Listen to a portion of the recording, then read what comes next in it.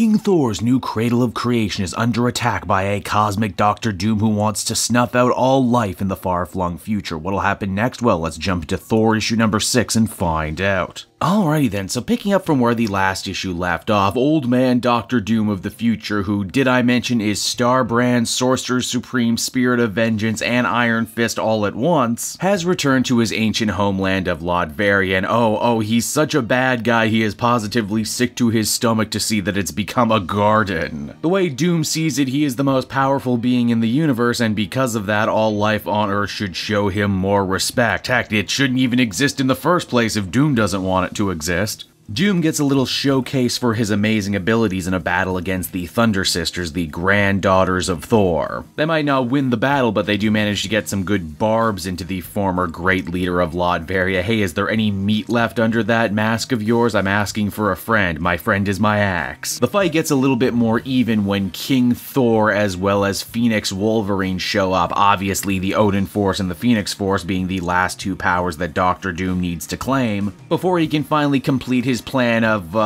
well, just being the most powerful guy in the universe. Hey, no one said your plan had to be complicated to be good. It's a pretty epic fight. As you might have guessed when dealing with such powerful characters, Logan and Wolverine are quick to bring up that while Doom might have been good in his day, this is still a battle of youth versus experience, and Thor and Wolverine have been around, well, longer than anyone else. Still, Dr. Doom is the dirtiest player in the game, and he does manage to deal with Wolverine first, pretty much blasting all the skin off of his body and turning him into one giant red-hot skeleton. And for King Thor, Doom goes even deeper into his bag of tricks, this time pulling out the Penance Stare. Obviously, Thor is a hero, and he's been trying to rebuild Earth, but he's also done lots of stuff in his long life he's not proud of. The Penance Stare rattles him to his very core and makes it so he can't pick up his hammer for a second. Luckily, Wolverine is still Wolverine, Phoenix or not, and he's able to reconstitute his body after getting blown to pieces via his healing factor. Old Man Knucklehead gives the Thunderer one hell of a pep talk, saying that even though they didn't see eye to eye in the previous issue about whether or not Earth should continue, one thing they know for sure is that a jerk like Dr. Doom shouldn't be allowed to write the final chapter on Earth. And how just the two of them might not be powerful enough to overcome all of Dr. Doom's OP-edness. At the same time, if they were to join forces, then that would be a fight for the ages. Because, after all, as Logan so eloquently puts it, the Phoenix Force never really wanted him. The Phoenix Force has had a major hard-on for Thor and the Thor family since BC. And with that, Old Man Phoenix puts the last of his energy inside Mjolnir. Thor takes it up and with that transforms into a new, more powerful being, King Phoenix, the Thunderbird. And with that, an epic showdown for the ages is joined. Cosmic Dr. Doom versus King Phoenix, who fight so long and so hard they end up getting forced underground. And not just for a minute, I mean they fight underground for generations. New life sprouts and dies on Earth in the time it takes King Thor and Doom to finish their battle. Ultimately, Thor is victorious in vanquishing his foe, and when he returns from underground, the people rejoice as if this was some manner of amazing religious moment. God has literally returned to them.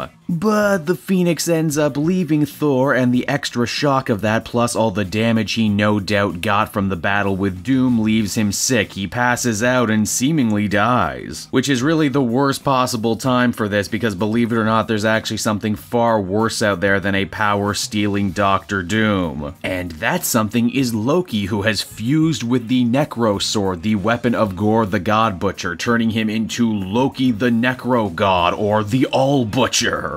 And it's right around there that the comic ends. So that was Thor issue number 6, everybody, and just when I think this series is about to slow down, Jason Aaron turns everything up to 100 once again. It only gets more and more impressive as time goes on just how much work Aaron has put into telling this multi-layered Thor epic that involves both him as a younger man, him as a king in the future, and oh yeah, him just doing the normal superhero thing in the present. With this issue, it feels like he's trying to write his own mythology for a new far-flung Thor future wherein he is God, Doom is the devil, Marvel and seemingly Loki the All-Butcher is the destroyer of all things. I've been enjoying it every step of the way, and I cannot wait to see where we go next. I would give this one a 9 out of 10. Very, very solid. Hey there everyone, it's your old pal Cape Joel, and I want to thank you so much for watching to the end of the video, especially today because I have some really awesome news. I am going to be a guest speaker at the London, Ontario Comic-Con, Friday the 26th to Sunday the 28th. This is my first time going as a professional guest as on my own. Really excited about it. More importantly than that, I am going to be hosting not one, but 2 panels tentatively at the show. They are probably going to be Saturday. More information on that is going to be revealed. Be sure to follow me on Twitter and Facebook at Cape Joel for more information on that. Really hope to see you guys show up. Really hope to fill up the panel room because, well, it's my first time trying to fill up a panel room on my own. So, you know, I want to show that I'm good and I'm viable and I'm a good YouTube man who they should invite back for these things. I'm also going to have a table and merch for the first time. So if you want some Cape Joel merch, come out there and check it out. I will be taking pictures. I will be signing whatever you want me to sign. Just put it in front of me. I'll sign it. Power of attorney, I'll do that too. Come out to London Comic-Con. Check me out. I'm very excited about that. So yeah, that'll do it for me, everyone. Bye-bye.